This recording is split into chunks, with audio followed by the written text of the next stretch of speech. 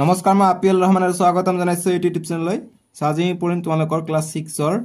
যিখন তোমালোকৰ অসমীয়া কিতাপ আছে সমাজ বিচিত্ৰা তাৰে আজি আমি পাঠ 3টো কৰিম ভূ অবয়ব আৰু মানুহ খুবেই ইম্পৰ্টেন্ট অধ্যায় ইয়াৰ পৰা তোমালোকৰ পৰীক্ষাত যথেষ্ট প্ৰশ্ন আহিব সো প্ৰথমতে তোমালোকে চাবা অনুশীলনী দিয়া আছে মই আজি উত্তৰখিনি কিতাপৰ কৰ পৰা দিছো তোমালোকক হেতু দেখাই দিম ঠিক আছে তোমালোকে পেজ নম্বৰ 23 চাবা 23 চাবা অনুশীলনী 1 দিয়া আছে আমাক কৈছে যে তলৰ প্ৰশ্নবোৰৰ উত্তৰ দিয়া গতিকে এইবিলাক প্ৰশ্ন কৰিলে আমি পাঠটো বুজি পাই যাম তলৰ প্ৰশ্নবিলাকৰ উত্তৰ দিব কৈছে যেনেকুৱা ক নম্বৰ প্ৰশ্ন যে পৃথিৱীৰ কোন অংশত প্ৰধান ভূ অবয়ৱবোৰ দেখা যায় সো কোন অংশত পৃথিৱীৰ প্ৰধান ভূ অবয়ৱবোৰ দেখা যায় গতিকে ভূ অবয়ৱ কি আছে পাহাৰ পৰ্বত নদ নদী হেবিলাক হৈছে ভূ অবয়ৱ সো গতিকে এইটো তোমালোকৰ এনসাৰ আছে তোমালোকে চাবা যে প্ৰথমতে দিয়া আছে তোমালোকে চাবা যে প্ৰধান ভূ অবয়ৱবোৰ কত আছে জলভাগ আৰু স্থলভাগত পোৱা যায় ঠিক আছে পৃথিৱীৰ প্ৰধান ভূ অবয়ৱবোৰ সো গতিকে সেই কাৰণে যদি এক নম্বৰ প্ৰশ্ন আছে অনুশীলনী কত গল এক নম্বৰ প্ৰশ্নটোৰ কাৰণে মই উত্তৰটো ধুনিয়াকৈ দিছো তোমালোকে লিখিবা একৰ উত্তৰটো লিখিবা যে জলভাগ আৰু স্থলভাগ অংশত পৃথিৱীৰ প্ৰধান ভূ অবয়ৱবোৰ দেখা যায় ঠিক আছে এক নম্বৰ উত্তৰ কৰিলো ক নম্বৰটো এটা খ নম্বৰ দিছে যে স্থলভাগত পোৱা প্ৰধান ভূ অবয়ৱবোৰৰ নাম লিখা গতিকে স্থলভাগত পোৱা যেনেকৈ আমি জলভাগত কি পাওঁ নদ নদী সাগৰ মহাসাগৰ হিমবা এইবিলাক এটা স্থলভাগত অৰ্থাৎ মাটিত কি পোৱা যায় ভূ অবয়ৱবোৰ সেইবিলাকৰ নাম লিখিব কৈছে সো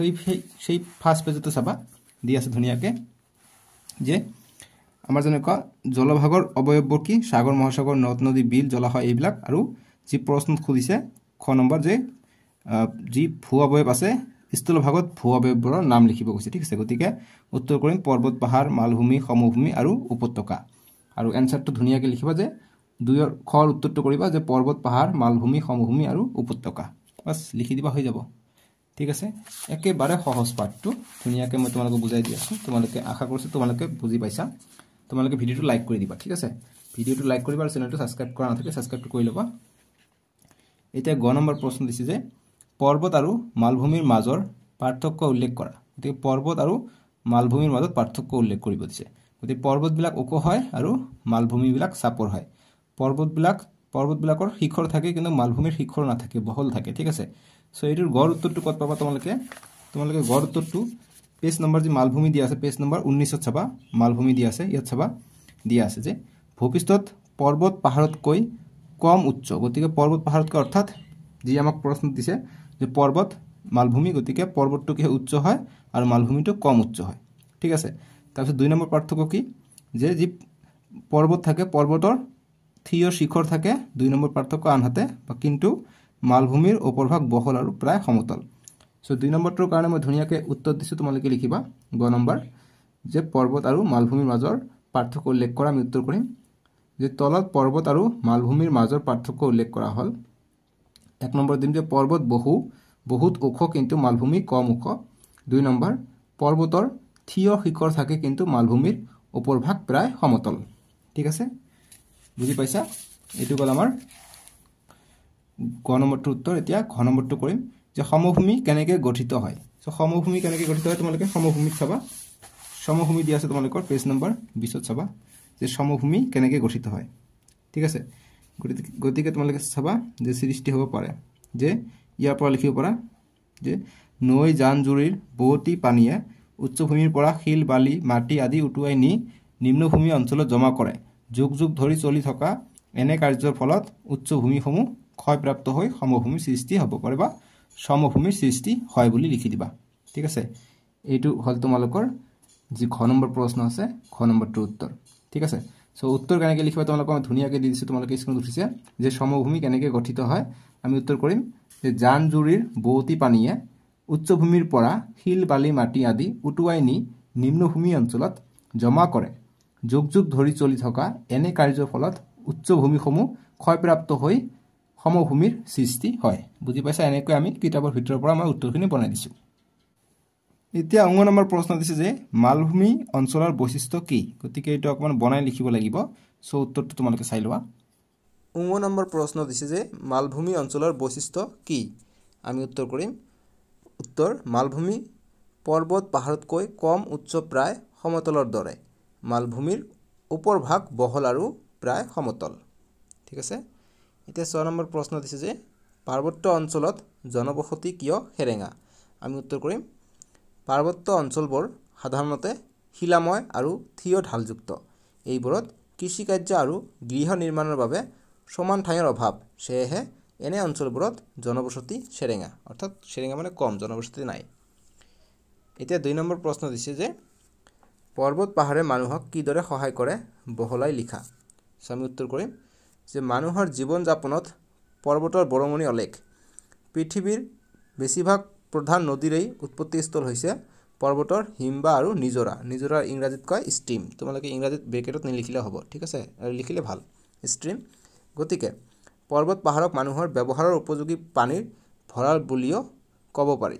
আনহাতে দুৰ্খাৰী পৰ্বতৰ মাজেৰে বৈ অহা নৈত বান্ধ দিও কৃত্ৰিম জলাশয় সৃষ্টি কৰা হয় এতিয়া যে আমি 2 নম্বৰ প্ৰশ্নৰ উত্তৰ কৰিলো পৰ্বত পাহাৰে মানুহক কিদৰে সহায় কৰে বহলাই লিখা সো এইটোৰ আনসাৰটো মই হুবহু তোমালোকক কিতাপৰ পৰা উঠাই লৈছো যদি তোমালোকে চাবা পৰ্বত পাহাৰ ক'ত আছে তোমালোকে চাব পাৰিবা তোমালোকৰ পেজ নম্বৰ 18 দিয়া আছে পৰ্বত পাহাৰ ঠিক আছে 18 ইফালে অৰ্থাৎ পেজ নম্বৰ 19 চাবা পেজ নম্বৰ 18 দিয়া আছে ধুনিয়াকে পৰ্বত পাহাৰ সো 18 19 চাবা তোমালোকে ধুনিয়াকে মুঠাই দিছো ইয়াৰ পৰা যে মানুহৰ জীৱন যাপনত পৰ্বতৰ বৰঙণি অলেখ পৃথিৱীৰ বেছিভাগ প্ৰধান নদীৰেই উৎপত্তিস্থল হৈছে পৰ্বতৰ হিমবা আৰু নিজৰা অৰ্থাৎ ষ্ট্ৰীম গতিকে পৰ্বত পাহাৰক মানুহৰ ব্যৱহাৰৰ উপযোগী পানীৰ ভঁৰাল বুলিও ক'ব পাৰি আনহাতে দুৰ্খাৰী পৰ্বতৰ মাজেৰে বৈ অহা নৈত বান্ধি দিও কৃত্ৰিম জলাশয়ৰ সৃষ্টি কৰা হয় গতিকে ইয়াৰ পৰা ইয়ালৈকে লিখিবা হৈ যাব এইটোৰ উত্তৰ বুজি পাইছা এতিয়া আমাক 3 নম্বৰ প্ৰশ্ন দিছে যে নদী পাহাৰ আদি ভূ অবয়ব দেখুৱাই এখন ছবি আঁকা এখন আমাক ছবি আঁকিব দিছে যত নদী পাহাৰ এইবিলাক অবয়ব দিব গৈছে নদীটো হৈছে জল অবয়ব আৰু পাহাৰটো হৈছে ভূ অবয়ব সো গতিকে আমি 3ৰ কাৰণে উত্তৰ কৰিম 3 নম্বৰৰ উত্তৰটো আমি এনেদৰে লিখিম আমি ছবি আঁকিব দিছে গতিকে ছবি আঁকিম তোমালোকে কাট পেন্সিলৰ সহায়ত আঁকিবা সো মই এনেকৈ আঁকি দিম কলমৰ সহায়ত এনেকৈ আমি পাহাৰ আঁকিম পাহাৰবিলাক এনেকৈ থাকে নহয় শিখৰ থাকে এনেকৈ মই পাহাৰ আঁকি দিলো ঠিক আছে এনেকৈ পাহাৰ আঁকি দিলো এনেকৈ থাকিলে তাৰপিছত পাহাৰৰ মাজেদি নদী বৈ আছে গতিকে পাহাৰেদি নদী ওলাই আমি জানো নদী এনেকৈ আমি দিব পাৰো নদী এনেকৈ তোমালোকে আঁকি দিবা ঠিক আছে কাট পেন্সিলৰ সহায়ত আঁকিবা কলমৰে আঁকিলে তোমালোকে ভুল হ'ব পাৰে গতিকে কাট পেন্সিলেৰে আঁকিলে তোমালোকে মিছিব পাৰিবা বাস পাহাৰ হল এটো নদী হল এনেকৈ তোমালোকে গছ দিব পাৰা ঠিক আছে এনেকৈ তোমালোকে গছ আঁকিব পাৰা পাৰিলে ইয়াত এটা ঘৰ দিব পাৰা ঘৰটো থাকিবই ঠিক আছে এনেকৈ এটা ঘৰ দিব পাৰা তোমালোকৰ ইচ্ছা অনুসৰি এনেকৈ এটা ঘৰ দিব পাৰা ঠিক আছে দুৱৰ দিবা ঠিক আছে ইয়াতে এটা দুৱৰ দি দিও বাস গতিকে এনেকৈ তোমালোকে বক্স স্কুলৰ সহায়ত তোমালোকে এনেকৈ বক্স বনাই থৈ দিবা ঠিক আছে এইটো হল আমাৰ চিত্ৰটো স্কুলৰ সহায়ত ধুনিয়াকৈ বক্স আঁকাবা তোমালোকৰ আনসাৰটো হৈ যাব গতিকে এইটো আমি উত্তৰ আঁকিলো ঠিক আছে নদী পাহাৰ এইবিলাক ভূ অবয়ব আমি দেখাই আঁকিলো বুজি পাইছা এইটো হল 3 নম্বৰৰ উত্তৰ এতিয়া অনুশীলনী 2 পেজ নম্বৰ 28 দিয়া আছে 1 নম্বৰ কৈছে যে তলৰ প্ৰশ্নবোৰৰ উত্তৰ দিয়া ক নম্বৰ প্ৰশ্ন যে জলমণ্ডল কাক বলে আমাক উত্তৰ কৰিব লাগে সো কিতাপত দেখাই দিও তোমালোকে যি অনুশীলনী 1 আছে তাৰ তলত চাবা যে জলমণ্ডল বুলি কওঁ গতিকে লিখিবা ইয়াৰ পৰা ক নম্বৰটোৰ উত্তৰ অনুশীলনী 2 ৰ ক নম্বৰ উত্তৰ যে সাগৰ মহাসাগৰ উপসাগৰ নদ নদী হ্ৰদ আদি সকলোকে একেলগে আমি জলভাগ বা জলমণ্ডল বুলি কওঁ ঠিক আছে এতিয়া নেক্সট যি দি আছে 2 নম্বৰ প্ৰশ্ন ধুনিয়াকৈ উত্তৰটো মই স্ক্ৰিনৰ তলত দি দিছো হেইটো তোমালোকে লিখিব পাৰা ক নম্বৰ যে পৃথিৱীৰ গভীৰতম অংশৰ নাম কি গতিকে পৃথিৱীৰ গভীৰতম অংশৰ নাম খুদিছে সো মেৰিয়ানা খাদ এটো কত আছে এটা মোক বিচাৰিব লাগিব সো ইয়াত তোমালোকে চাবা পেজ নম্বৰ 23 চাবা যেটো আছে ইয়াত আছে যে প্ৰশান্ত মহাসাগৰ পৃথিৱীৰ বৃহত্তম আৰু গভীৰতম মহাসাগৰ ইয়াৰ কালি 165.2 নিযুত বৰ্গ কিলোমিটাৰ ইয়াৰ গভীৰতম অংশৰ নাম হল মেৰিয়ানা খাদ গতিকে মেৰিয়ানা খাদ আনসাৰ কৰিবা উত্তৰ কৰিবা খ নম্বৰটো যে মেৰিয়ানা খাদ এটো হৈছে গভীৰতম অংশ ঠিক আছে এটো গল আমাৰ খ নম্বৰটো উত্তৰ এতিয়া গ নম্বৰ দিছে যে সম্পূৰ্ণকৈ মহাদেশৰ মাজত অৱস্থিত এখন সাগৰৰ নাম লিখা গতিকে সম্পূৰ্ণকৈ মহাদেশৰ মাজত অৱস্থিত দুটা সাগৰ আছে এটা হৈছে কাস্পিয়ান সাগৰ আৰু এটা হৈছে আৰল সাগৰ সো মই তোমালোকক দেখাই দিও উত্তৰ কৰিবা যে এইটো গ নম্বৰটোৰ কাৰণে উত্তৰ কৰিবা যে কাস্পিয়ান সাগৰ, ইয়াত ভালকৈ দেখা নাই, কাস্পিয়ান সাগৰ আৰু এটা আছে আৰল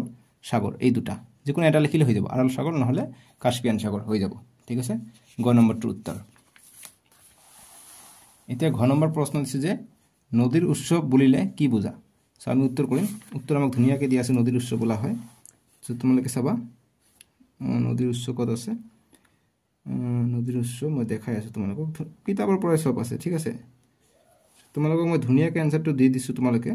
এইটো চোৱা, এইটো চোৱা, এইটো হৈছে যিটো আমি পঢ়িলোঁ ঘ নম্বৰটোৰ উত্তৰ হ'ব এইটো,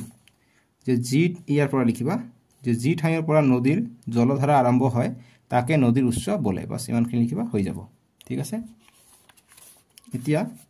নম্বৰ প্ৰশ্ন, শাখা নৈ কি? শাখা নৈ কি আমাক প্ৰশ্ন সুধিছে। শাখা নৈটো কিতাপত তোমালোকৰ পেজ নম্বৰ 25 দিয়া আছে, 25 নম্বৰ পেজত দিয়া আছে যে নদীতে পৰিলে শাখা ইয়াৰ পৰা লিখিবা। ইফালে পেজ নম্বৰ 24 পৰা ষ্টাৰ্ট কৰিবা, 24 নম্বৰ পেজত কৰিবা। ইয়াত লিখিবা যে ইয়াৰ পৰা এখন নদীৰ পৰা এভাগ জলধাৰা ওলাই গৈ সেই একেখন নদীতে পৰিলে তাক শাখা নৈ বোলে। বাছ এইটো লিখিবা, হৈ যাব। ঠিক আছে, এতিয়া নেক্সট প্ৰশ্ন দিছে, এতিয়া দিছে চমু টকা লিখা। এইবিলাক তোমালোকে অকণমান বনাই লিখিব লাগিব, কিতাপতে আছে, জাষ্ট বনাই লিখিব লাগে। চ' উত্তৰখিনি তোমালোকে এতিয়া চাই লোৱা। এতিয়া 2 নম্বৰ প্ৰশ্নবিলাক দিছে যে চমু টকা লিখা। ক নম্বৰ দিছে যে সাগৰ মহাসাগৰ, খ নম্বৰ নদ নদী, গ নম্বৰ সিক্তভূমি বা আৰ্দ্ৰভূমি, ঘ নম্বৰ